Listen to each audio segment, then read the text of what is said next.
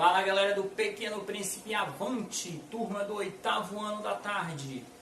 Nós vamos estar falando essa semana resolução da atividade que eu vou mandar como gabarito para vocês aí na sala virtual. Vamos começar leis da gravitação ou leis da gravidade, tá? Em tudo. Como mostra aqui, os instrumentos de observação permitem aprofundar os estudos sobre o universo. Por que os corpos caem? As explicações que servem para os corpos na Terra valem também para os corpos no espaço? As respostas para essas perguntas começam a ser elaboradas na Grécia Antiga. Então, são ali perguntas e indagações que vários especialistas, vários cientistas começaram, no caso, a perceber que precisavam de uma resposta. Por que os corpos são atraídos para o centro da Terra? Por que tudo cai em direção à Terra? Será que essa mesma força que se age para o centro da Terra é a mesma que se age também no universo? Tá? Então, em cima disso, a gente vai começar nosso estudo a partir de agora. No caso, nós temos aqui essa definição de gravidade. Os estudos de muitos outros pensadores serviram para sintetizar as ideias da gravitação e consolidar os modelos heliocêntricos. São conhecidos por leis da gravitação as leis de Kepler, a lei da gravitação universal, postada por Newton. Então, Kepler e Newton têm ali a sua grande influência. Lei de Kepler, aqui a imagem do rapaz, o alemão Kepler, era o promissor professor de matemática e astronomia, que foi convidado em 1600 para trabalhar como assistente. Após a morte do seu tutor, tá? Em 1601, utilizou os dados organizados e tentou inicialmente cruzar as informações com as órbitas circulares. Com isso, com todo esse estudo que Kepler fez, ele elaborou três leis. A primeira lei, lei das órbitas. A lei das órbitas diz o seguinte: as tentativas de encontrar uma forma geométrica que descreve o movimento dos astros passaram por várias formas ovais, até Kepler chegar à elipse. Aqui a imagem mostrando para você da página, acho que é a página 7, se não me falha a memória. Página 8, tá? A primeira lei, que é a lei das órbitas. Aí ele diz o seguinte: observa-se que utilizando uma elipse para descrever a órbita de um planeta, surgem dois pontos denominados focos. Um desses pontos é ocupado pelo Sol. Tendo informações sobre o foco e o formato da órbita, é possível enunciar a primeira lei. E diz a primeira lei: está aí o Sol, que é o nosso foco, e o planeta Terra, que está fazendo a circulação na órbita, ou que no caso ele batizou de elipse. Ok? Os planetas descrevem uma órbita elíptica. O Sol está em um dos focos dessa elipse. Aí, amiguinhos, olha o que ele coloca para a gente abaixo. Na ilustração, a órbita está mais excêntrica do que seu formato real, para facilitar a compreensão do que uma elipse e o seu foco. Como mostra aqui a primeira lei, que é chamada lei das órbitas, os planetas descrevem uma órbita elíptica. O Sol está em um dos focos dessa elipse. Está no centro. Beleza? Ao lado nós temos um QR Code que você pode estar baixando o RA, Realidade Aumentada do Positivo, e está assistindo esse pequeno documentário que ele coloca sobre as elipses, tá? Para você ter mais instruções sobre o estudo.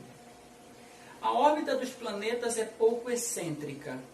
Como podemos constatar na tabela a seguir, que apresenta algumas distâncias da Terra, o Sol durante seu movimento de translação. Aí nós temos aqui a posição, média, distância menor e a maior distância. Distância em quilômetros, a menor distância, 147 milhões. A distância média, 149.500 milhões de quilômetros. Maior distância, 152 milhões de quilômetros.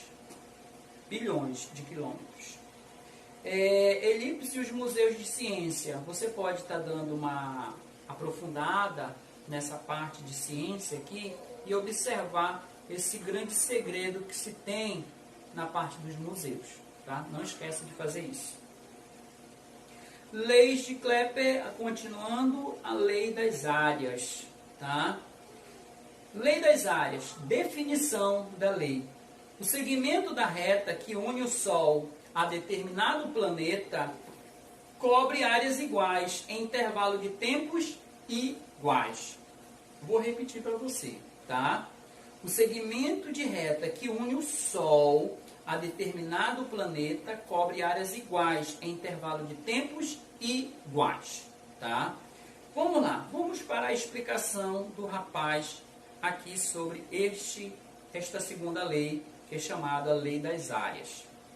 A ilustração foca a porção da segunda lei de Kepler, mostrando que o tempo que o segmento e a reta que une o Sol ao planeta demora para percorrer a área sombreada, A1, é igual a que leva para percorrer A2. Então, a distância entre um e outro é igual, é o mesmo tempo.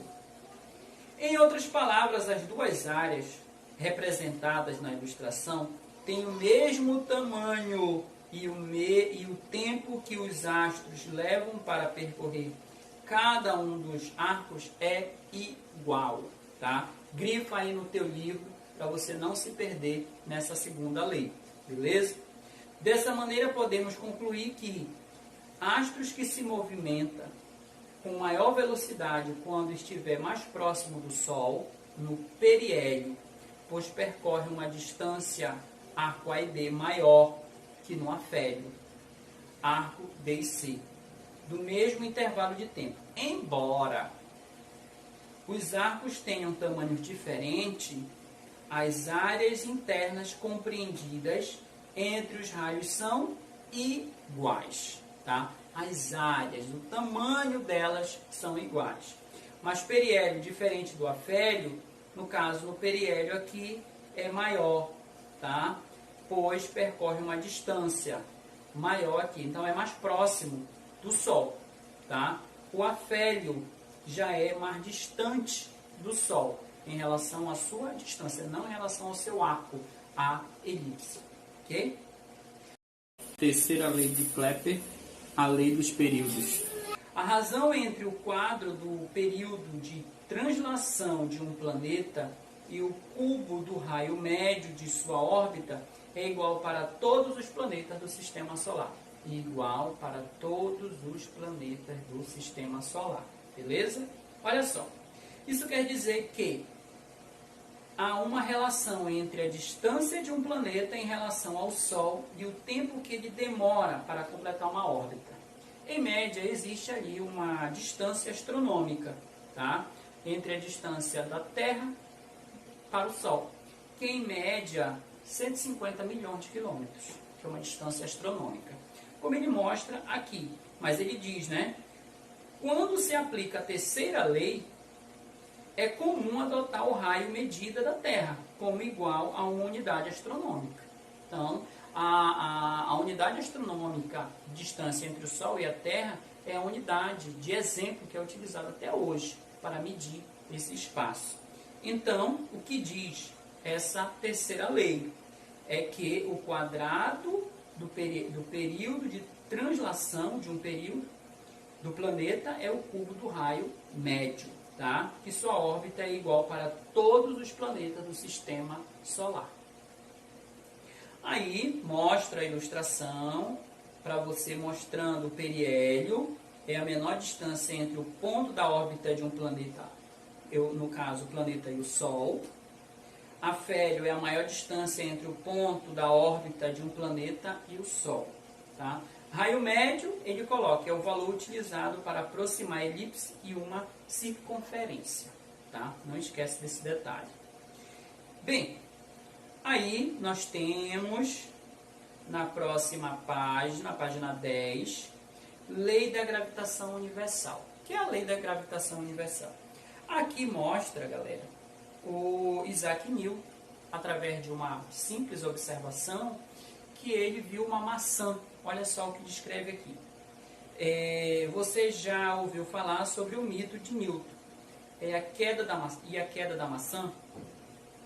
De acordo com a história, Newton estava sentado embaixo de uma macieira estudando.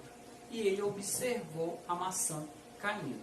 No momento que ele observa a maçã caindo, foi a partir daí que ele teve o estalo, teve uma certa intuição para a criação de suas leis. Ok? E ele também, com essa criação das leis de Newton, que são 3 também, ele mostra aí pra gente, comprovando as leis de Kepler. Tá? Ele, no caso, reafirma o que Kepler falou sobre o universo. Aí nós temos, na página 10, ele sentado debaixo da maçanheira, a história de Newton, e a maçã tem como objetivo evidenciar as regras válidas para a Terra também são válidas para os corpos celestes, e que todos os corpos são atraídos para o centro da Terra. Aqui, uma tirinha para você estar observando a verdadeira história de Isaac Newton. Mais adiante, as leis de Kepler descrevem os movimentos dos astros. Isaac Newton, na mesma obra em que apresenta as 3 leis de Newton, confirma os estudos de Kepler, como eu te falei agora, tá? Apontando a causa dos movimentos dos planetas em torno do Sol. Para Newton, a força da gravidade é a causa desses movimentos, pois é uma força que ocorre entre todos os corpos do universo que tem massa. Ok? Olha aí a ilustração. A força gravitacional faz com que os corpos se atraírem. Quanto maior for a massa deles, maior será a atração. Quanto mais distante estiverem, menor será a atração. Então, mostrando a comparação. Maior a massa, maior a atração. Maior a distância, menor, no caso, a atração. Na próxima, ele define aqui pra gente a lei da gravitação universal de Newton. Afirma que a força de atração entre 2 corpos é maior quanto maior forem suas massas e menor quando for a separação entre eles. De acordo com essa lei, a força gravitacional que ocorre entre os corpos celestes do universo apresenta a mesma natureza da força pelo que atrai os objetos na superfície da Terra. Aí, confirmando a lei da gravitação universal. Fazendo ciência, material que você vai precisar para fazer, uma borracha ou outro corpo que possa ser amarrado pelo fio, um fio de costura. Aí, leia todo o procedimento que é para você estar realizando e no final faça a análise do que você fez, tá? Do que você acabou de executar. Bom, não esquece de fazer essa parte. A outra ilustração, na página 12, mostra aí pra gente. Os corpos são atraídos para o centro da Terra. Cair, portanto, não é exatamente se mover para baixo, mas se mover em razão da atração para o centro da Terra, que no caso nós vimos anteriormente. Tem também mais uma realidade aumentada, não esquece de baixar e está realizando esse processo. Outro ponto, outra ilustração, aqui a força que a Lua exerce sobre a Terra, força que a Terra exerce sobre a Lua. A força com que a Terra atrai a Lua é igual ao módulo da força com que a Lua atrai a Terra. Então, podemos dizer que elas têm o quê? Forças iguais, tá? Se elas têm forças iguais, nenhuma vai estar destruindo a força da outra, ok? Na página seguinte, nós temos uma atividade na página 13, 14, na página 13 e 14, tá? Na próxima aula eu vou comentar as questões, tá bom? Não esquece desse detalhe, eu vou estar comentando aqui na nossa videoaula. A outra, da página 6, eu vou estar mandando o gabarito para vocês numa folha à parte, num anexo, certo? Não esqueçam, galera, de assistir o SPE, a aula aí do positivo, que serve para você estar realizando o seu teste, tá bom?